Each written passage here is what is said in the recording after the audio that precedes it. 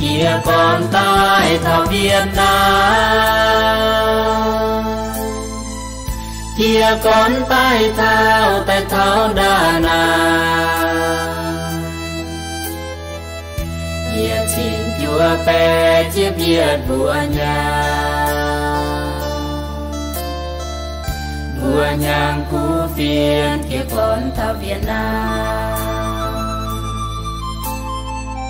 đang tha anh chùm tai thảo Hà Nội